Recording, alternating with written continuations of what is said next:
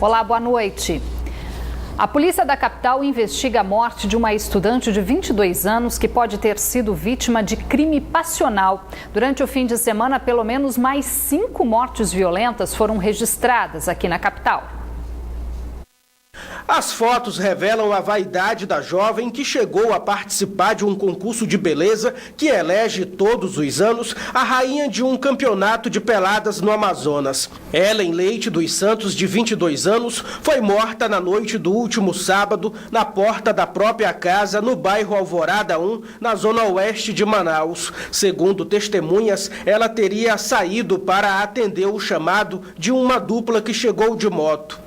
O crime aconteceu aqui nesta rua. De acordo com a polícia, os criminosos efetuaram pelo menos 3 disparos na cabeça da jovem, que morreu na hora.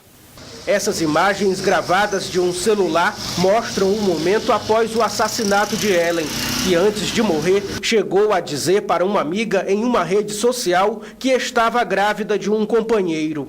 A Polícia Civil do Amazonas ainda não confirmou essa versão, mas investiga uma suposta ligação de um traficante que está preso com a morte da jovem.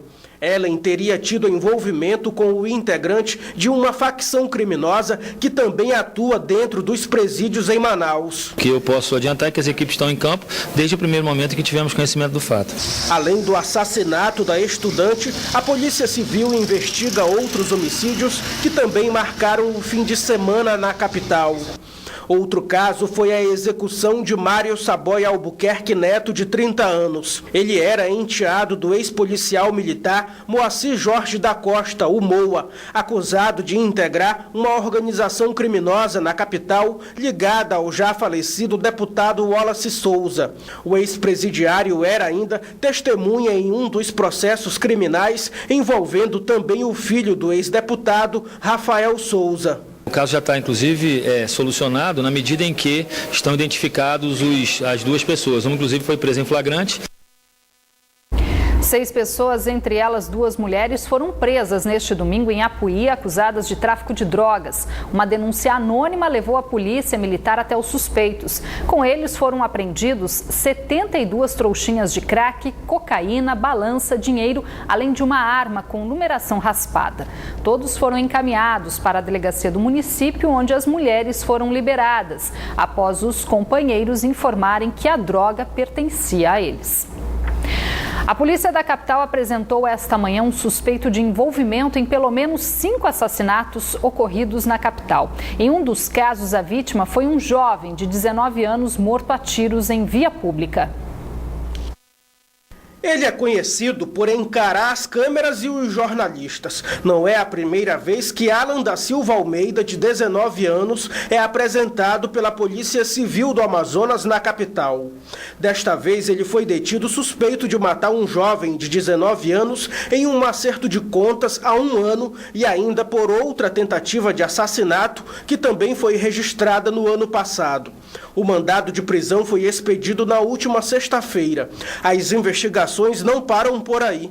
De acordo com a polícia, Alan é suspeito de envolvimento em pelo menos 5 assassinatos ocorridos na capital.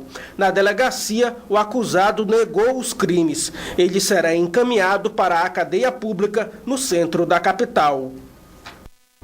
O edital que prevê a regulamentação dos transportes executivo e alternativo na capital foi mais uma vez suspenso. Desta vez pela Justiça do Amazonas, sob a alegação de falta de transparência no processo licitatório que seria publicado hoje. A Prefeitura informou que vai recorrer da decisão. Quem faz uso do transporte alternativo, também chamado de amarelinhos ou dos micro-ônibus executivos, reclama das condições dos veículos e do perigo que muitos passageiros correm ao terem um pedido de parada atendido pelos motoristas em locais inadequados. Eu acho que é porque é muito velho, né? Tinha que melhorar também o transporte, é muito lotado e não tem condições para quem sai cedo também para pegar ônibus, né? Tem vezes que eles param na parada, eles param no meio da rua e é capaz de vir uma moto e bater nós também. Alguns são legais, mas tem outros, como a situação desse aqui, não está muito confortável. Falta de cadeiras e também as cadeiras são um pouco lotado. É terrível. Na verdade, a gente liga quando é opcional, às vezes a gente liga, às vezes não. Porque abre muita porta e o ar sai, não consegue ficar frio assim. Mas tá andando mais sem o ar? É. A gente liga sempre quando o sol tá bem quente, a gente liga pra ficar parado aqui um pouco, uma ligada. Economizar gasolina? Também. Ainda conforme os passageiros, sem normas e sem fiscalização, os micro-ônibus fazem das ruas uma verdadeira terra sem lei. E ao que tudo indica, a legalização do setor está longe de ser resolvida. Mais uma vez, o edital de licitação que regulamenta os dois modais e que deveria sair hoje no Diário Oficial do município foi suspenso pela segunda vez em menos de um ano. A licitação que regulamenta o transporte alternativo e executivo aqui na capital estava suspenso desde abril do ano passado por determinação do Tribunal de Contas do Estado, que acabou atendendo a um pedido das cooperativas, que alegavam vício no edital, no critério classificação. Desta vez foi o Tribunal de Justiça do Estado quem suspendeu o certame. A liminar foi concedida pela juíza plantonista Kathleen dos Santos Gomes. A notificação encaminhada esta manhã para a Superintendência Municipal de Transportes Urbanos surpreendeu o diretor-presidente da SMTU, que prometeu recorrer da decisão. Não existe transporte alternativo, só o nome. É um setor que tem grandes dificuldades, tem muito carro. A maioria das pessoas não conseguem administrar bem o seu carro por falta de recurso. Está quebrado. A preocupação é que a qualquer hora aconteça um acidente e a gente quer regularizar. Faz tempo que a SMTU está querendo regularizar, mas tem que passar por esses questionamentos que cada um tem o direito de fazer. Atualmente, 260 micro-ônibus alternativos e 204 executivos circulam nas ruas da capital. Na prática, deveriam limitar-se do Marco Zero, localizado no Distrito Industrial, Zona Sul, até bairros da Zona Norte e Leste. Aproximadamente 5.000 passageiros utilizam o sistema por mês. A licitação é individual, não é para a cooperativa. A cooperativa pode acontecer depois. E há prazos para as pessoas cumprirem em relação aos veículos. Os veículos que estiverem em condições hoje continuarão rodando até o vencedor ter condições de colocar um carro melhor dentro do que é previsto no edital. É um processo que, infelizmente, uma gestão inteira passada não conseguiu licitar e nós estamos aqui lutando. Estamos buscando fazer o que é legal. A partir desta terça-feira entra em vigor uma nova regra para o BRS. Os ônibus do transporte coletivo que transitarem agora na faixa central da Avenida Constantino Neri, na capital, serão multados. A determinação é do prefeito Arthur Neto e foi motivada pelas reclamações de motoristas que se sentiram prejudicados com o trânsito dos ônibus convencionais fora da faixa azul, que é exclusiva para o BRS. A orientação é que os ônibus convencionais usem apenas a faixa da direita, podendo utilizar a faixa central somente em caso de ultrapassagem. A multa para os ônibus que descumprirem a norma pode chegar a quase R$ 4.200. Já para a faixa azul, a regra continua a mesma. Podem circular apenas ônibus articulados, ambulâncias, viaturas policiais e de bombeiros, transporte escolar e de fretamento e táxis com passageiros. Porém, na prática, a gente tem observado que não é bem isso que vem acontecendo, né? Parte do transporte de contêineres de carga foi paralisado na manhã de hoje no Porto Chibatão, na capital. A manifestação dos motoristas foi um protesto contra a demissão de 120 trabalhadores de uma das empresas contratadas. A manifestação foi realizada na manhã desta segunda-feira por caminhoneiros que transportam os contêineres que chegam ao Porto Chibatão, no bairro Colônia Oliveira Machado, zona sul da capital. O motivo alegado pela categoria seria a demissão de um grupo de funcionários sem aviso prévio. Os companheiros foram demitidos, 120 pessoas, pela uma simples reivindicação, 120 reais, de qual a empresa dava e cortou sem avisá-los. Os mesmos reivindicados, junto ao sindicato, simplesmente a empresa mandou embora só por causa disso. Durante o protesto, vários caminhões ficaram parados no acostamento da via que dá acesso ao porto. A manifestação foi acompanhada pela Polícia Militar. Ainda de acordo com o Sindicato dos Trabalhadores de Cargas, a paralisação das atividades segue até que a empresa justifique as demissões. Enquanto não voltar normal, a gente não vai voltar a conversar com ele. E ainda de acordo com o Sindicargas, as atividades foram retomadas agora à tarde, mas uma nova paralisação não está descartada por falta de um posicionamento do Porto. Já a assessoria de imprensa do Porto Chibatão informou que a empresa já está negociando com a categoria. Um homem de 42 anos sofreu queimaduras depois que o carro que conduzia pegou fogo no início da tarde de hoje, próximo à ponte do bairro São Jorge, na zona oeste de Manaus. As chamas se alastraram rapidamente e destruíram o veículo. Segundo os bombeiros, o superaquecimento do motor pode ter provocado incêndio. O motorista, que teve queimaduras no braço esquerdo, foi atendido no local pelo SAMU e liberado. Foi encontrado na manhã de hoje o corpo de um homem que desapareceu no fim de semana nas proximidades da praia do Tupé, a 34 quilômetros da capital. Jean Carlos de Lima Ataíde, de 39 anos, estava desaparecido desde o último sábado, quando esteve em uma comunidade nas proximidades da praia do Tupé, a 34 quilômetros de Manaus. A suspeita é que ele tenha se afogado após cair no rio. Durante todo o domingo, os mergulhadores do Corpo de Bombeiros fizeram buscas na área, mas o corpo só foi encontrado flutuando na manhã de hoje, a 200 metros do local do desaparecimento. O corpo do morador do município de Manacapuru foi encaminhado para a base do pelotão fluvial do Corpo de Bombeiros na capital, para posteriormente ser removido pelo IML. E neste domingo, 8 homens foram resgatados no Rio Negro após o naufrágio da embarcação. As informações com Tiago Gonçalves. De acordo com a Marinha, a embarcação em que o grupo estava acabou virando durante a forte chuva que caiu na tarde deste domingo.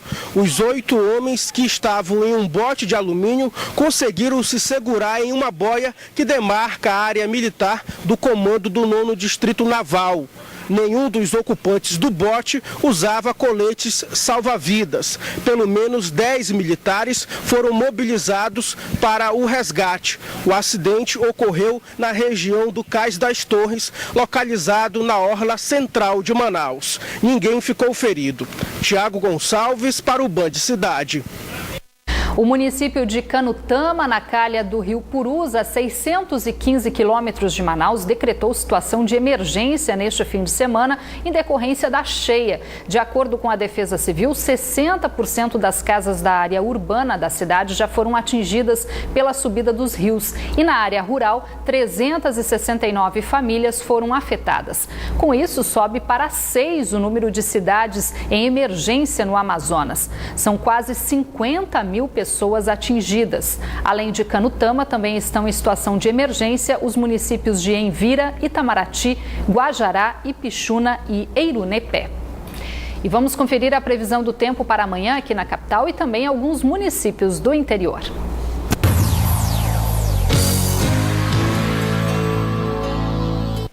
Em Iranduba, a previsão é de muitas nuvens, com chance de chuva a qualquer hora do dia, mínima de 22 e a máxima chega aos 32 graus. Em Boca do Acre, o tempo fica fechado, com previsão de pancadas de chuva e trovoadas. As temperaturas variam entre 24 e 28 graus. Em Manaus, a terça-feira terá sol entre nuvens e chance de chuva no decorrer do dia. As temperaturas variam entre 25 e 29 graus. Passageiros de um voo da TAM levaram um susto neste domingo após a aeronave retornar ao aeroporto Eduardo Gomes para um pouso de emergência. As informações com Israel Ayasser. O voo da TAM saiu do aeroporto internacional Eduardo Gomes em Manaus no início da tarde deste domingo com destino a Brasília. Minutos depois da decolagem, o avião apresentou problemas no flap das asas e no piloto automático. A aeronave retornou para a capital amazonense para que os técnicos resolvessem o problema. 199 passageiros, entre brasileiros e estrangeiros, e o deputado estadual Sinésio Campos estavam no voo. De acordo com o Corpo de Bombeiros, ninguém ficou ferido. À noite, os passageiros foram recolocados em outras aeronaves que seguiram viagem. Israel Ayasser para o Band Cidade. O início da quaresma aumentou a expectativa dos feirantes da capital, que já começam a reforçar o estoque de peixes nas feiras. Por enquanto, o movimento ainda é pequeno, mas a estimativa de vendas para o período é bem otimista. O fim do carnaval marca o início da quaresma, tradição cristã que vai de quarta-feira de cinzas até a Páscoa. E nesses 40 dias, muita gente faz promessas e até jejum. E entre as principais abstinências está a troca da carne vermelha pelo peixe, o que aumenta a expectativa dos feirantes. Nas feiras, o movimento em busca do pescado ainda é tímido, mas a estimativa é de um aumento de até 60% nas vendas em comparação aos dias normais.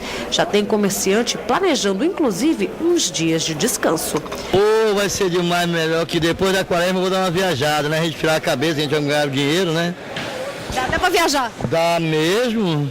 O aumento do lucro ele é maior, mas também a falta do peixe também constantemente fica difícil de encontrar esse peixe, jaraqui e a sardinha. A alegria dos feirantes, reclamação dos consumidores, é que o peixe está até 30% mais caro. O jaraqui, por exemplo, antes era possível comprar 12 unidades por R$20. Agora, por esse valor, só é possível levar 7. O pirarucu também teve valor elevado, de R$15 para R$25 o quilo. Quando chegar essa data, né, sempre fica mais caro, né? Eu acho que teria que ter o mesmo preço. Eu acho que é só a questão mesmo da semana, o pessoal se aproveita e aumenta, porque sabe que o pessoal vai comprar, né? Padre Charles explica que guardar a quaresma é voltar a atenção para Deus, é se penitenciar, é fazer o bem. E não necessariamente só deixar de comer isso ou aquilo, mas um conjunto de ações que prepara o cristão para a Páscoa, para a ressurreição de Cristo. Quaresma é tempo também de fazer penitência e penitência da língua, né? Ou seja, não basta você se privar somente da carne, de um alimento, de uma alimentação do dia, ali uma alimentação do dia, mas também é preciso mortificar a língua, parar de falar mal dos outros e assim por diante. Ou seja, é cuidado espiritual, principalmente naquilo que me impede de ter uma vida de santidade. Tá aí a reflexão. Agora, o futebol começou neste fim de semana o Campeonato Amazonense 2015. Na primeira partida, o Fast goleou o Iranduba. A primeira partida do Amazonense de 2015 foi no Estádio da Colina, mas os torcedores do Fast Iranduba não chegaram a lotar o estádio. O jogo começou disputado. Aos 5 minutos, depois de um cruzamento de direita, David teve a chance de abrir o placar para o Fast.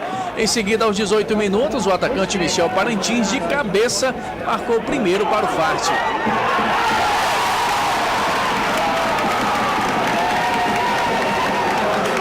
O Iranduba bem que tentou reagir, mas estava difícil balançar a rede. Em seguida, agora com o cruzamento de Rosenbrig, Michel Parintins mais uma vez de cabeça, ampliou o placar.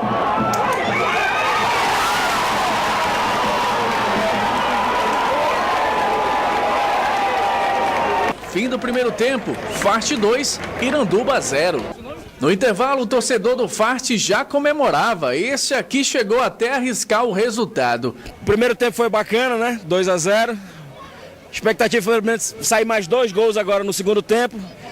Ver se o Rosenbrick desencanta e faz um golaço aí pra galera. O passe do segundo gol já foi bonito demais.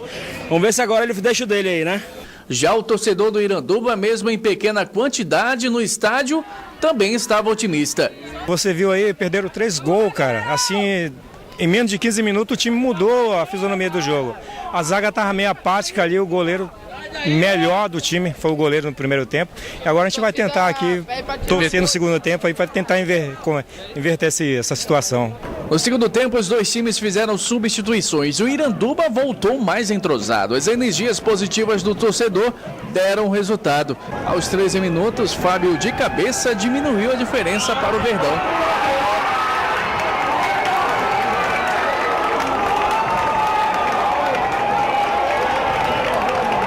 Mas a comemoração durou pouco. Logo depois, Charles marcou o terceiro para o Fast Clube. E Rosenblig fechou o placar na Colina.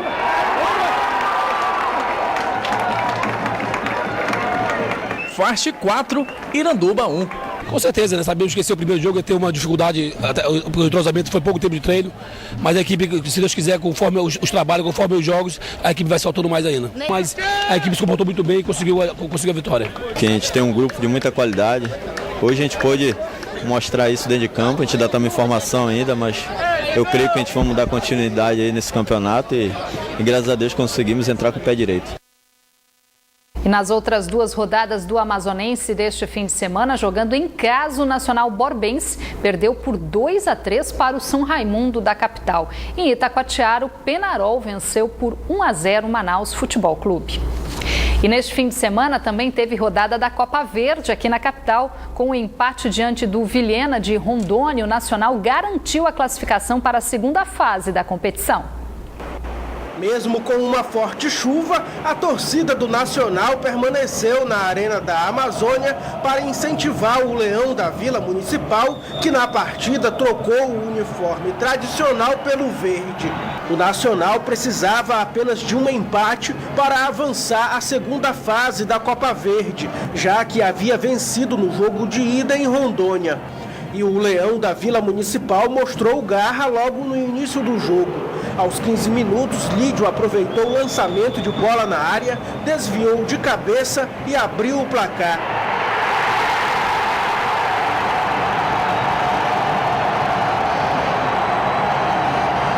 Nacional 1, Vilhena 0. O Nacional ainda fez o segundo, mas o juiz marcou o impedimento de Fininho. O gramado encharcado dificultou algumas jogadas para o time de Sinomar Naves. O Vilhena ainda tentou um empate, mas o primeiro tempo terminou mesmo sem alteração. Na etapa complementar, o Vilhena também foi para cima tentando recuperar o placar. E após um chute forte de Roalace, ficou tudo igual. Final de jogo, Nacional 1, Vilhena também 1. O que vale a classificação, o empenho da equipe. É um jogo difícil desse aí, dá muita força para a próxima fase. O técnico do Nacional comentou o resultado que garantiu a classificação do time, que pega o Paysandu nas oitavas de final da Copa Verde. Agora temos o retorno da nossa equipe agora para o campeonato amazonense, dar um descanso e depois retomar novamente os trabalhos e corrigir algumas situações que no jogo se apresentou, principalmente isso aí de aceitar a marcação do adversário. E no sábado à noite, o Princesa dos Solimões venceu por 2-0 o São Raimundo de Roraima e também garantiu a classificação para a próxima fase, onde pega o Remo, também do Pará. O Band Cidade de hoje fica por aqui, mas você pode rever esta edição pela internet no site band.com.br/Amazonas. Vem aí o Jornal da Band, trazendo as principais notícias do Brasil e do mundo. Boa noite para você, a gente volta a se encontrar amanhã, 6:50 da noite. Até lá!